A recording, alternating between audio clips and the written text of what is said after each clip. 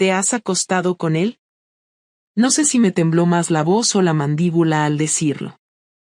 La frase salió sola, como un vómito. Eran las 20:42 de un martes cualquiera. Estábamos en la cocina. La nevera hacía ese zumbido bajo que solo se oye cuando el mundo se detiene. Y Sergio, con la mirada clavada en mí, sostenía aún el trapo con el que estaba secando un vaso. No me contestó. Bajó los ojos. Y ahí, en ese segundo exacto, supe que lo sabía. No. No me había pillado.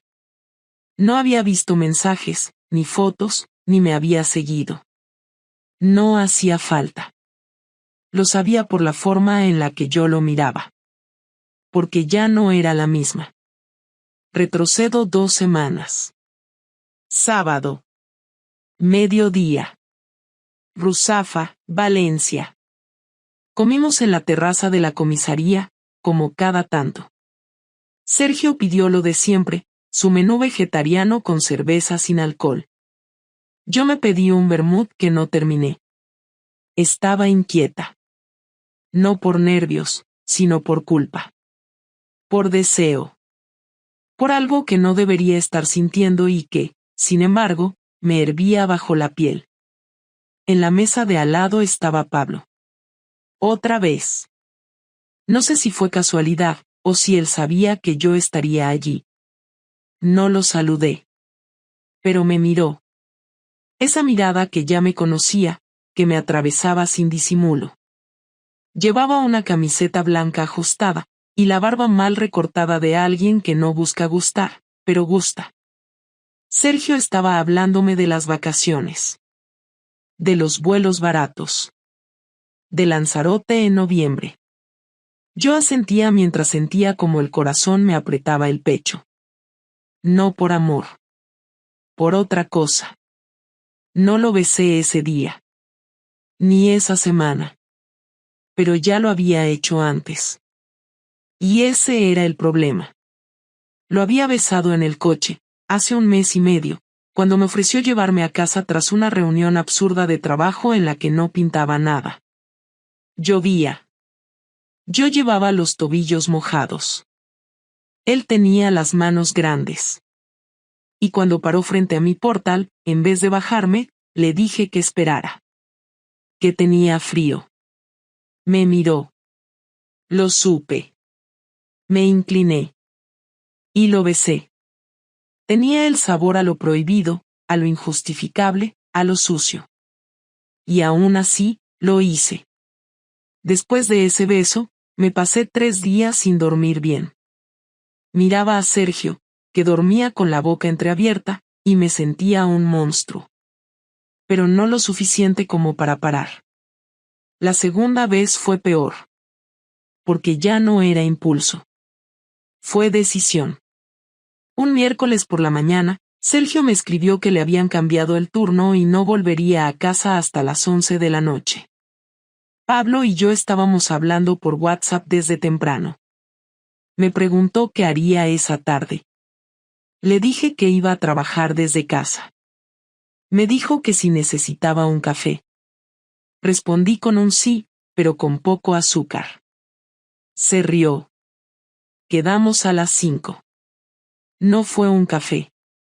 Fue sexo. En su piso, en Patrick's. Con las persianas a medio bajar. Con su gato mirándonos desde la mesa. Con la ropa interior que Sergio me había regalado por nuestro aniversario. Salí de allí y vomité. En serio. Vomité en la calle, detrás de un contenedor. No era por el acto en sí. Era por lo que significaba. Me había cruzado una línea invisible. Había hecho algo que ya no se puede deshacer. Y sin embargo, no fue la última vez. No sé qué buscaba. Atención. Sentirme deseada. Sentirme viva. O, quizás, simplemente escapar de una rutina que me estaba matando en silencio. Sergio no me hacía daño. Nunca fue violento, ni cruel, ni infiel. pero dejó de verme. Y yo, dejé de sentirme suya. Una vez, hace unos años, le dije que me sentía invisible. Me respondió, ¿qué dices? Si te miro todos los días. Y era verdad. Me miraba. Pero no me veía. Hay una diferencia. Tremenda. Sergio era todo lo correcto. Y yo era todo lo rota. Volviendo al martes. La noche del vaso. Del silencio. De la pregunta que no debí pronunciar. Lo miré y le dije. ¿Sabes quién es? Y él, por primera vez en muchos años, soltó el vaso contra la pileta. No se rompió. Pero el sonido fue como un trueno en la cocina. No me hace falta saberlo, respondió. Ahí lo supe, no necesitaba pruebas. Ni nombres. Ni detalles. Lo que duele de una infidelidad no es el acto físico. Es saber que ya no te eligen. Que otro tiene lo que era tuyo. Que alguien entró donde tú ya no llegas. Esa noche dormimos en la misma cama. De espaldas. Como dos desconocidos en una pensión barata. Y mientras él roncaba, yo lloraba en silencio, con la almohada contra la boca. Sabía que algo estaba a punto de romperse. Pero no imaginaba cómo. Y eso es lo que viene ahora.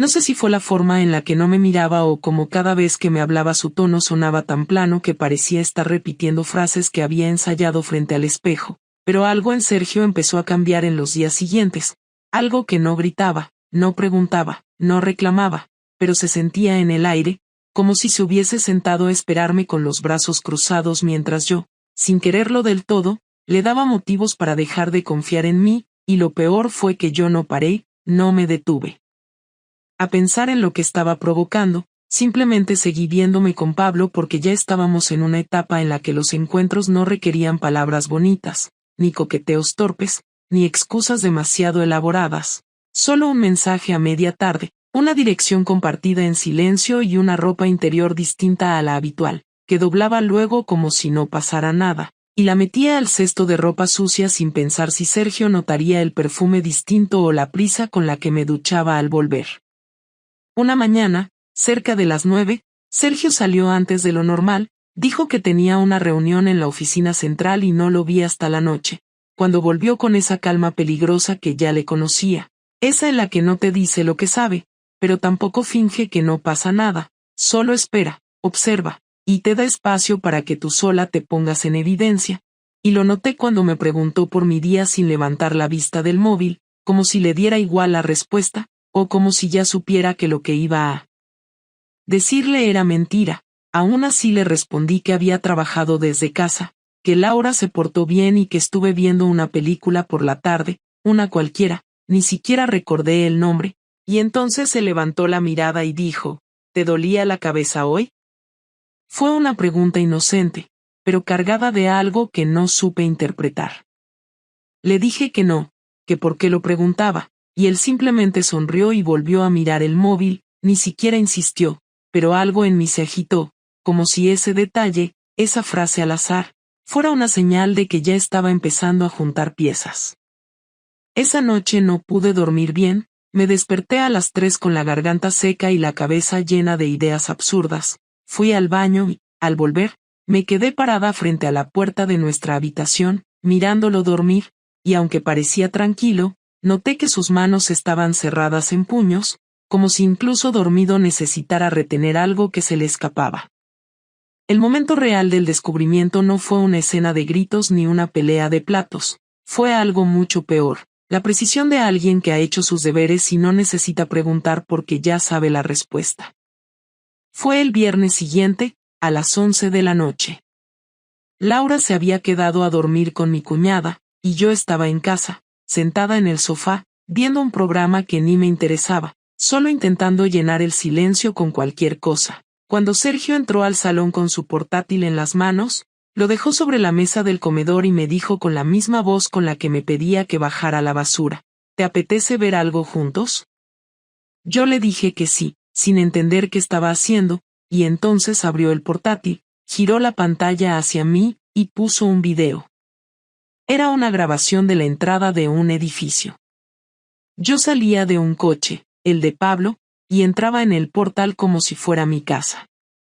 No era la primera vez, porque caminaba con confianza, sin mirar alrededor. El video duraba apenas unos segundos, pero fue suficiente. No dijo nada. Yo tampoco. Cerró el portátil con lentitud, se apoyó en el respaldo de la silla y me miró. Yo intenté hablar, pero no me salió la voz. Él esperó unos segundos y luego dijo, lo grabé hace 3 semanas. Lo repetiste 3 veces. Pensé que era una casualidad la primera. La segunda me dejó dudas. A la tercera ya estaba claro. Su tono era tan neutro que me hizo sentir aún más culpable. No había rabia, ni tristeza evidente, solo decepción. Una decepción que ya no necesitaba explicaciones. Me hundí en el sofá sin saber qué decir. Me sentía como una cría pillada robando caramelos en una tienda. Le pregunté cómo lo había conseguido, y me dijo que no era difícil. El edificio tenía cámaras visibles. Solo tuvo que pedir acceso con una excusa. Luego contrató a alguien para confirmar las matrículas. No necesitó nada más. Entonces vino el golpe más fuerte. Me preguntó si me había acostado con él. Esa fue la única pregunta directa de toda la noche. Y yo, sin pensarlo demasiado, dije que sí. Tal vez en otro contexto habría mentido, o habría dicho que fue solo un beso, una estupidez, un error de una sola vez. Pero en ese momento, mentir me pareció inútil. Él ya lo sabía todo. Solo quería escucharme decirlo. Sergio se levantó, fue a la cocina, abrió una cerveza y se quedó allí de pie, apoyado en la encimera, mirándome a lo lejos. Te iba a pedir que habláramos. Que intentáramos arreglarlo. Que fuéramos a terapia. Que dijeras que fue un error. Pero ya no quiero oírlo. No me interesa si estás arrepentida o si aún lo ves. Me da igual. Yo intenté acercarme, le dije que no sabía cómo había llegado a eso, que todo se fue dando poco a poco, que no fue planeado. Me escuché decir cosas que ni yo misma creía, como que aún lo quería, que lo de Pablo no significaba nada, que me sentía sola, invisible, y que no buscaba hacerle daño. Pero cada palabra era más inútil que la anterior. Él solo asentía, sin mirarme, como quien oye la previsión del tiempo antes de salir a trabajar. Después me miró y dijo, ¿sabes lo peor? Que si me lo hubieras contado tú, quizás te habría perdonado. No por debilidad. Por respeto. Pero que tenga que enterarme así. Me hace pensar que no solo me engañaste con otro, también me tomaste por idiota. Y eso me dolió más que todo lo demás. Porque tenía razón. Lo traté como si no fuera capaz de darse cuenta, como si pudiera mantener la mentira con 4 excusas mal armadas y un poco de afecto fingido. Pero no era tonto. Solo estaba esperando a ver hasta dónde llegaba mi falta de valentía. Cuando se fue a dormir, me quedé sola en el salón. Las luces apagadas, el portátil cerrado, la pantalla negra reflejando mi cara como una advertencia. No sabía si me odiaba más por lo que hice o por lo mal que lo gestioné. No podía culparlo por nada. Él no falló. Yo sí. Y ahora empezaba a ver que lo que venía después no sería solo doloroso, sino impredecible. Sergio no volvió a decir una sola palabra sobre el tema durante los 3 días siguientes, pero no necesitaba hablar para hacerme sentir lo que pensaba, bastaba con la forma en la que se movía por la casa, como si yo no estuviera, con el silencio preciso de quien ya no espera una respuesta ni tiene interés en seguir preguntando, solo actuaba con una frialdad meticulosa, repartiendo los turnos con Laura sin preguntarme, sirviendo la cena y dejando un plato apartado sin decir que era para mí. usando auriculares para no escucharme y saliendo del cuarto justo cuando yo entraba. Todo se había vuelto una coreografía milimétrica para no compartir más que el techo y las responsabilidades básicas, nada más. Ni un gesto, ni un reproche, y en cierto modo eso era peor que una pelea, porque al menos en una pelea se dice lo que se piensa, se insulta, se llora, se siente que algo importa. Pero lo que estaba haciendo él era mucho más destructivo, me estaba borrando, paso a paso. El lunes por la tarde recibí un mensaje de Pablo preguntando si podía verme, decía que me notaba distante, que ya no le respondía con la misma rapidez, que si todo estaba bien, y me quedé mirando ese mensaje durante varios minutos sin saber qué contestar, no porque me sintiera culpable con él, sino porque no tenía energía para sostener nada, ni el engaño, ni la mentira, ni siquiera ese tipo de relación que al principio parecía emocionante pero que ahora se me caía a pedazos en las manos como todo lo demás, así que respondí con un escueto no puedo, estoy con mi hija, y no mentía. Laura estaba jugando en la alfombra del salón con unos peluches y hablaba sola mientras inventaba un mundo que no tenía nada que ver con el que yo estaba destruyendo a cada minuto. Esa noche, mientras ella dormía, Sergio volvió más tarde de lo habitual, traía una bolsa de papel en la mano y olía a restaurante, como si hubiese cenado fuera, cosa que jamás hacía entre semana. Se acercó a la nevera, sacó una cerveza, se sentó en la cocina y encendió un cigarro. Aunque él había dejado de fumar hace más de un año, lo observé desde la puerta sin saber si era mejor entrar o irme a la habitación, pero él fue el que rompió el silencio, con una frase tan directa que me dejó sin reacción. Mañana me voy a casa de mi hermana, ya está avisada, llevaré solo mi ropa y mis cosas personales. Todo lo demás se queda aquí. La cuenta conjunta ya la dividí, no hace falta que revises nada. Y a Laura no le diré nada todavía, podemos fingir unos días más si eso te ayuda, pero después tendrás que explicárselo tú o buscar la manera de que lo entendamos los dos.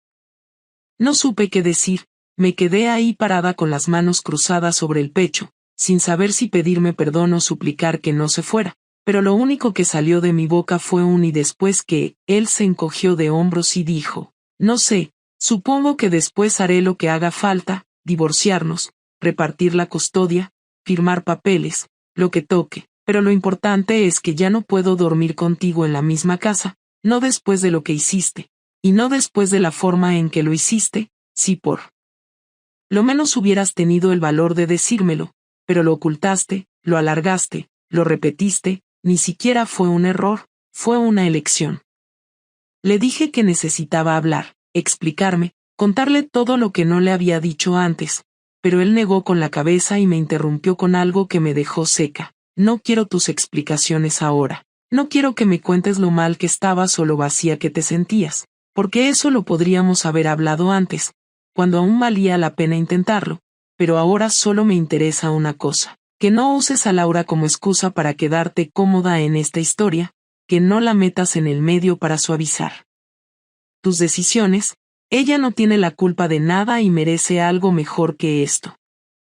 Se levantó, tiró la colilla en la fregadera, se lavó las manos y se fue directo al dormitorio, donde empezó a meter cosas en una maleta sin preocuparse por si yo lo seguía, ni por si lo miraba desde el marco de la puerta con la misma cara que debe tener alguien que se está dando cuenta de que todo lo que daba por sentado acaba de desaparecer en 3 frases mal dichas y una maleta mal cerrada. Y no pude hacer otra cosa que quedarme ahí, sin moverme, sin intervenir, viendo como el Sergio con él, que me había casado, dejaba de existir para convertirse en otro tipo de hombre, uno que ya no quería ser mi pareja ni mi cómplice, solo el padre de nuestra hija y nada más.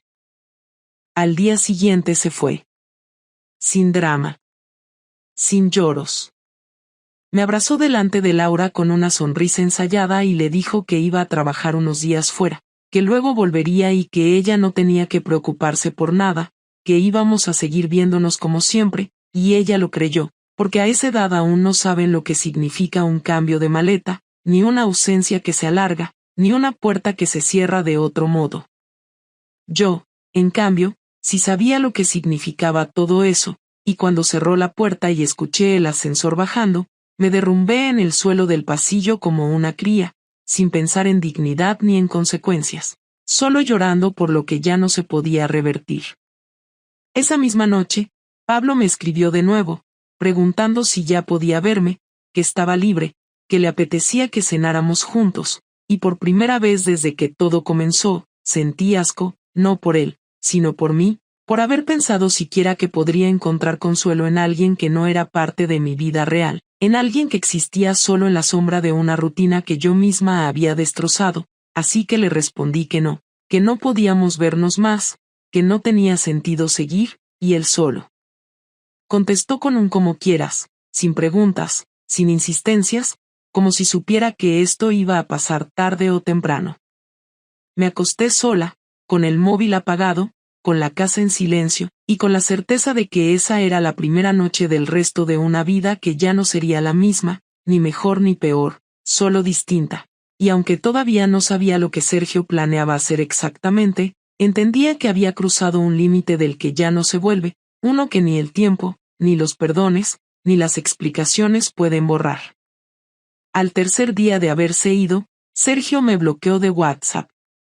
No hizo una escena, no mandó un mensaje avisando, simplemente un silencio más seco que todos los anteriores. Ya no podía ver su última hora de conexión, ni su foto, ni escribirle. Solo desapareció. La cuenta conjunta que dijo haber dividido ya no estaba operativa desde mi aplicación. Fui al banco y lo confirmé en persona. Había hecho el trámite 2 días antes, el mismo lunes en que me anunció que se iría. Había retirado la mitad justa, no 1 euro más, pero aún así me pareció un corte quirúrgico, una forma clara de decir que ya no compartíamos ni el saldo. No contestaba mis correos, no llamaba, y cuando intenté marcarle desde otro número, colgó sin responder. Todo estaba calculado. No necesitaba decirme nada más porque ya había ejecutado su parte con la precisión de quien toma una decisión que venía madurando en silencio, tal vez mucho antes de que me atreviera siquiera a imaginar que todo esto podía pasar. La primera vez que noté que su ausencia era más grande que su presencia fue al preparar el desayuno de Laura.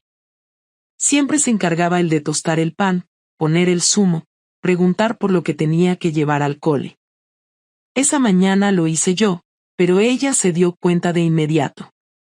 Me miró con la boca sucia de nocilla y preguntó, ¿Papá ya no vive aquí?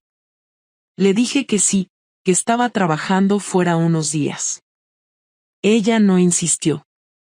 Volvió a su tostada como si no importara. Pero se notaba que no era lo mismo. Sergio me había dejado el peso de toda la mentira en las manos, y no era porque fuera cruel, sino porque ya no le interesaba proteger la imagen de nuestra familia.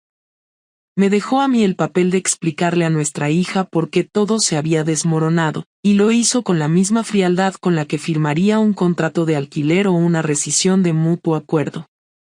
Yo no tenía un plan, ni una estrategia para sostener la historia. Solo sabía que cada día me pesaba más el silencio que él se había llevado, porque me había dejado sola con las consecuencias mientras él seguía su vida a otro ritmo, desde otro lugar. El miércoles por la tarde apareció una notificación de una empresa de mensajería. Había recibido un paquete a mi nombre. Bajé al portal pensando que sería algo de trabajo, pero al abrirlo me encontré con un sobre marrón, sin remitente. Dentro había una carpeta con copias impresas de conversaciones, capturas de pantalla y registros de llamadas. Sergio había recopilado pruebas de todo. No solo de mí y Pablo, sino también de las fechas, de los trayectos, de los lugares. Incluso había notas escritas a mano con cálculos, horarios, comentarios, como si hubiera armado su propio expediente de divorcio antes de anunciar nada. Al final del dossier, había una hoja con una nota escrita en bolígrafo: he entregado una copia a mi abogado. Lo siguiente será formal. No necesito hablar más contigo. Solo espero que seas igual de eficiente para contarle a Laura la verdad que lo fuiste para ocultarla. Me quedé ahí sentada en las escaleras del edificio con los papeles en el regazo sin poder moverme. No porque no lo esperara, sino porque no creía que fuera a hacerlo así.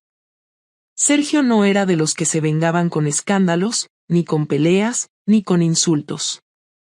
Su manera de vengarse fue sacarme de su vida sin que pudiera defenderme. Esa noche le escribí un correo. Larguísimo. No para justificarme, ni para pedir perdón, ni para recuperar nada. Solo le conté todo. Cómo empezó. Cómo me sentía. ¿Qué me pasaba? Le hablé de la rutina, del vacío, de la distancia. Le dije que no fue culpa suya, pero que tampoco fue algo que planeé. Le dije que cometí el error de buscar afuera lo que no supe decirle que me faltaba adentro. Que no lo odiaba. Que no lo culpaba. Que entendía cada cosa que estaba haciendo. Que si había una forma de que no nos destruyéramos delante de Laura, yo quería encontrarla. No tuve respuesta. 2 días después, me llegó un correo de un despacho de abogados de Valencia. Asunto: proceso de separación y propuesta de convenio. Era oficial. El convenio incluía la custodia compartida, un calendario de visitas equitativo, y una cláusula clara: Laura no sería expuesta a terceras personas en al menos 6 meses. Lo firmé sin cambios. No porque me pareciera justo o porque quisiera ser conciliadora. Lo firmé porque entendí que ya no había espacio para pelear. Sergio me lo había dejado claro: no quería guerra, pero tampoco reconciliación. Solo distancia. Clara. Fría. Irreversible. Al lunes siguiente fui a buscar a Laura al cole. Sergio había avisado que esa semana le tocaba a él, pero me llamó una hora antes para decir que no podía recogerla, que tenía una reunión y que me tocaba a mí. Fue la primera vez que escuché su voz desde que se fue. Sonaba como la de un vecino que pide un favor. Ni rastro de emoción. Solo instrucciones. Cuando llegué, Laura salió corriendo como siempre y me abrazó. Pero antes de subir al coche, me dijo algo que me dejó paralizada. Papá me dijo que pronto viviremos en 2 casas, pero que no es culpa mía. Me miró esperando una respuesta, pero no supe qué decir. Me limité a apretarle la mano y decirle que papá tenía razón. Que no era culpa de nadie. Mentí otra vez. Esa noche dormimos juntas en la cama grande. Ella abrazada a su peluche, yo con los ojos abiertos mirando el techo, pensando en lo que acababa de empezar. Sergio me había sacado de su vida con precisión legal, pero lo que no podía sacar era el rastro emocional que eso dejaba. Ni en mí, ni en Laura, ni en la forma en que la gente empezaría a mirarme cuando todo se supiera. Porque sí, la separación venía con un anexo silencioso: la vergüenza social. Ya algunos conocidos habían dejado de escribirme. Otras madres del cole me saludaban con distancia. Y lo peor es que no era paranoia. Una amiga cercana me lo confirmó sin rodeos: se sabe lo tuyo. No sé cómo, pero se sabe. Y la gente te está juzgando. Sobre todo porque él no ha dicho nada. Se está guardando todo. Y eso lo deja como un mártir. No pude evitarlo. Lo busqué en redes. Había eliminado nuestras fotos. Seguía publicando imágenes con Laura, con su hermana, incluso una caminata en el río con la leyenda: a veces el silencio es más digno que 1000 razones. Todo era tan perfecto que dolía. Yo, en cambio, me convertí en un fantasma dentro de mi propia vida, moviéndome entre lo que era y lo que ya no soy, asumiendo que la venganza de Sergio no fue destruirme con rabia, sino borrar cualquier rastro de lo que fuimos. Con eficacia. Con paciencia. Y con una frialdad que yo jamás podría replicar, pero que ahora entiendo mejor que nunca. El domingo por la mañana, después de dejar a Laura con Sergio en la puerta del parque, me fui caminando sin rumbo por las calles de Ruzafa, como si no tuviera casa, ni tareas, ni vida. Llevaba 3 semanas durmiendo en un apartamento que había alquilado por mi cuenta, una planta baja oscura, con olor a humedad y muebles viejos que no elegí, pero me pareció mejor que quedarme en el piso con los recuerdos de lo que ya no existe. Sergio me había ofrecido quedarme allí hasta que resolviéramos el tema de la propiedad, pero le dije que no, que prefería irme cuanto antes, y aunque en el fondo esperaba que me preguntara por qué, no lo hizo, simplemente aceptó y lo dejó por escrito en el acuerdo. Supuse que no quería correr el riesgo de compartir ni un desayuno accidental, ni una conversación incómoda mientras Laura jugaba en el pasillo. Así que me fui. Y ahora, los fines de semana, me tocaba este desfile silencioso en el que una madre devuelve a su hija, y el padre la recibe como si fueran dos mensajeros cambiando turnos sin hablarse.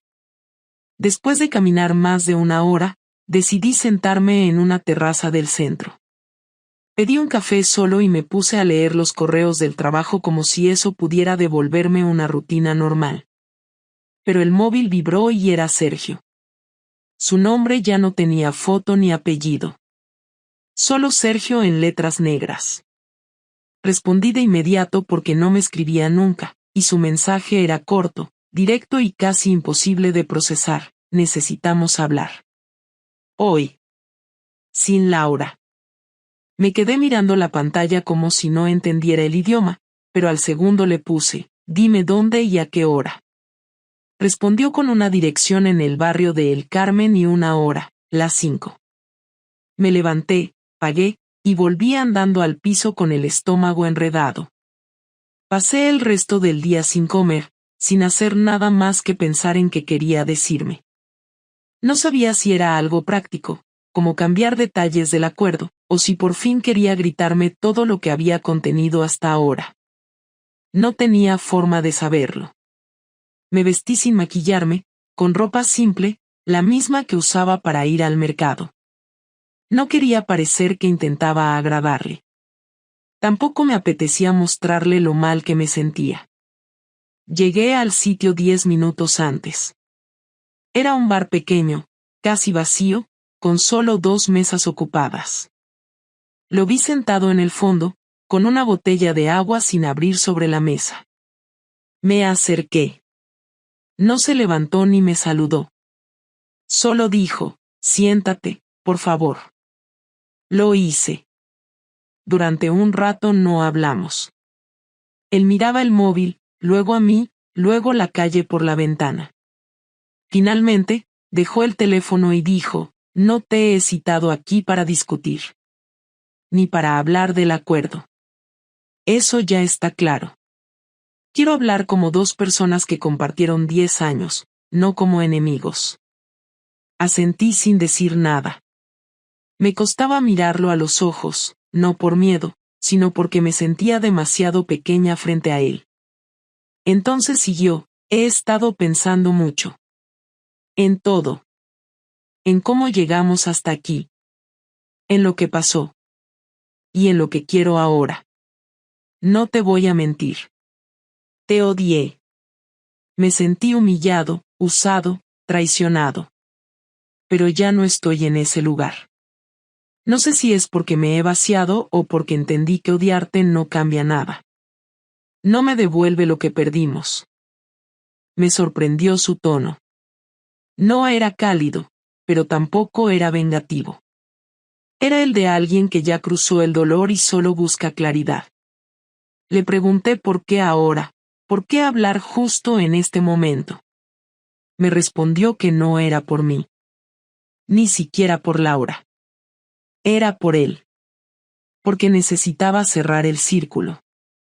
No quiero arrastrar esto durante años. No quiero que Laura viva con padres que se odian o se ignoran. No merecemos eso.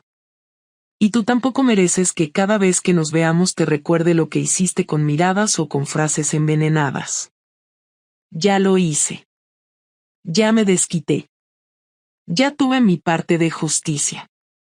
Ahora quiero que sigamos desde otro lugar. Le pregunté si había alguien más.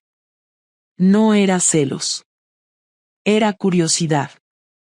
Necesitaba saber si este cambio tenía nombre o cara. Negó con la cabeza. No tengo a nadie. Tampoco lo busco. Estoy tratando de entender cómo quiero vivir ahora. Porque esto, lo que tuvimos, fue real, aunque haya terminado mal. No quiero repetir errores. No quiero construir sobre ruinas. Prefiero estar solo un tiempo. Pensar. Saber qué me hace bien y qué no. Yo no sabía qué responder. Había pasado semanas imaginando un reencuentro violento, o una indiferencia absoluta. Nunca pensé en una conversación así. Le pregunté si me perdonaba. Se quedó unos segundos en silencio antes de responder, no lo sé. A veces creo que sí. A veces no. Supongo que hay cosas que no se borran, pero que se aprenden a dejar atrás. Te perdono lo que pueda perdonarte. El resto, lo dejo en pausa. Después se levantó. Sacó del bolsillo un sobre y lo dejó en la mesa. Ahí tienes los papeles definitivos. Ya están firmados. Solo falta tu firma y entregarlos. Hazlo cuando quieras. No tengo prisa. Solo te pido una cosa, que no vuelvas a mentirle a Laura.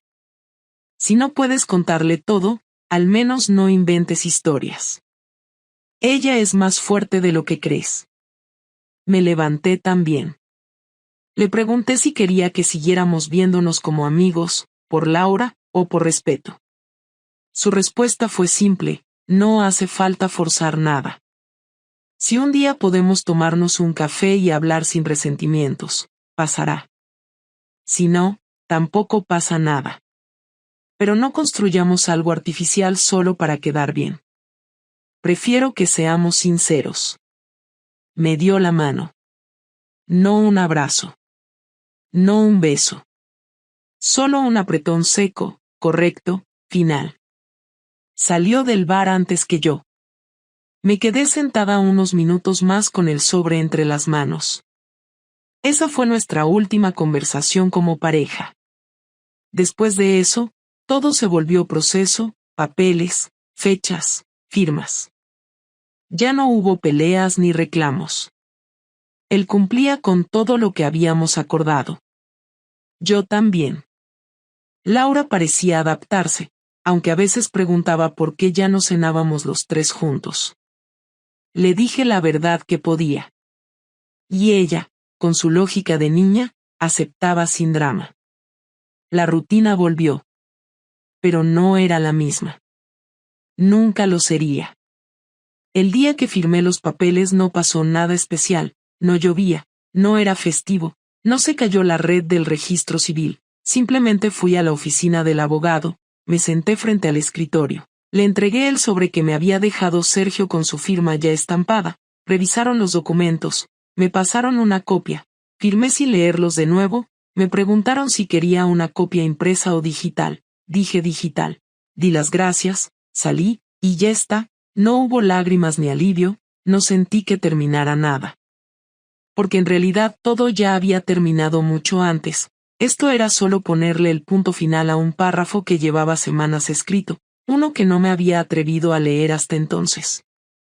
Caminé sin destino por las calles del centro con el teléfono en la mano, sin saber a quién llamar, ni qué decir si alguien contestaba, porque no tenía ganas de hablar del tema con nadie, ni siquiera con las pocas personas que sabían la verdad, porque la verdad completa solo la sabía yo, y era tan simple como brutal. Cometí un error que no supe manejar y perdí al hombre que más me había cuidado en la vida sin que él tuviera ninguna culpa.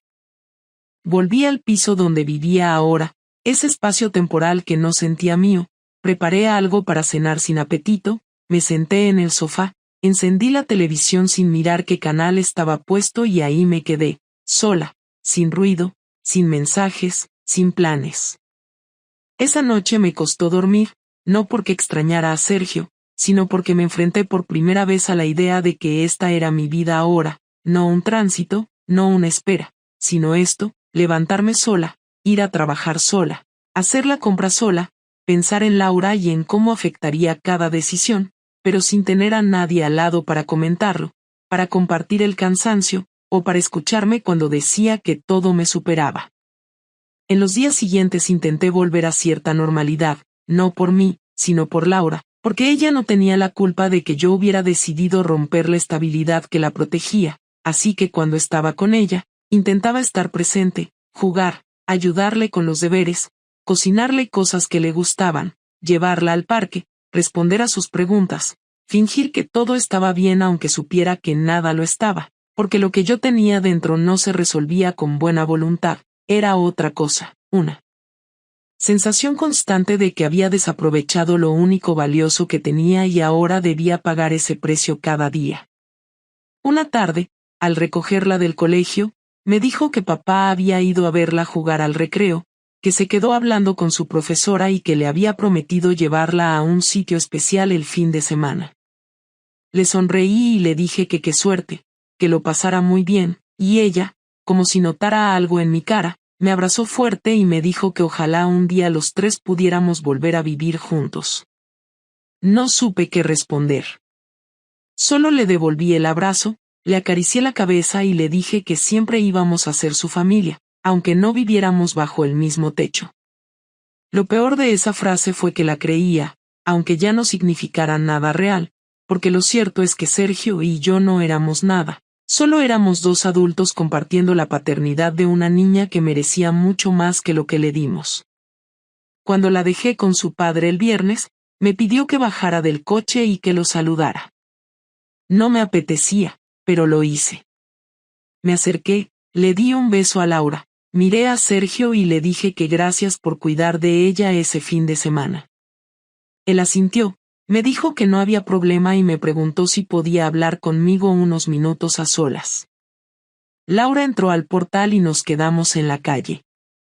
Me dijo que en 2 meses pensaba pedir un traslado de ciudad, que había una oportunidad en Zaragoza y que lo estaba considerando.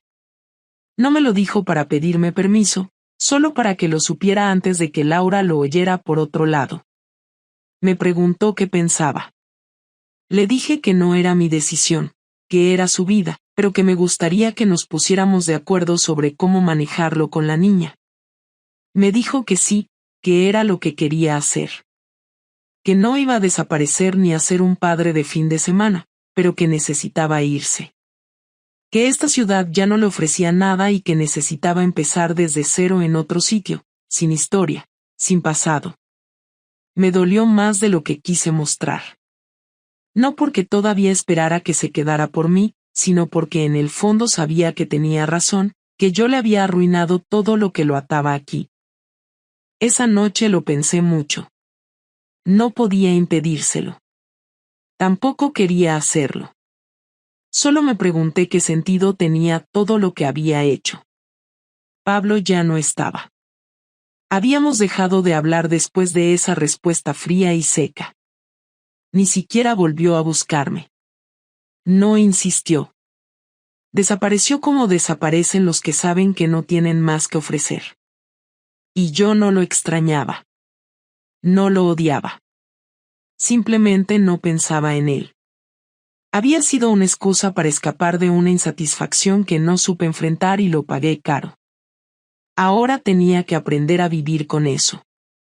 Sin pareja, sin plan, sin proyecto, solo con la responsabilidad de criar a una hija a la que le destrocé el modelo de familia que conocía. En el trabajo todo seguía igual, nadie preguntaba, pero ya no me invitaban a nada, ya no me incluían en las conversaciones del café, como si supieran lo que pasó o simplemente como si me vieran distinta. Me volví invisible. Un sábado por la tarde, Sergio me escribió una línea: he tomado la decisión. Me mudo en 3 meses. Le respondí que lo entendía. Que habláramos cuando quisiera para organizarlo. Me agradeció la comprensión. Y ahí quedó. Después de eso, no volvimos a hablar más de nada que no fuera logístico. Horarios, días de visita, tareas escolares. Todo perfectamente medido. En uno de esos intercambios, me dijo que pensaba llevarse a Laura una semana entera para que conociera Zaragoza. Me pareció bien. Cuando la trajo de vuelta, la niña estaba entusiasmada. Me contó todo con una emoción que no recordaba haberle visto en meses. Fue ahí cuando me di cuenta de que el problema ya no era solo lo que pasó entre Sergio y yo, sino que él estaba reconstruyendo su vida, y yo no. Él había tomado decisiones, Había cambiado su entorno, había pensado en su bienestar. Yo no había hecho nada.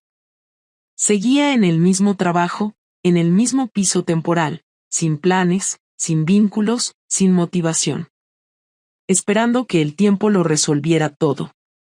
Pero el tiempo no resuelve nada si una no se mueve. Un mes después, me llegó la notificación de su mudanza definitiva.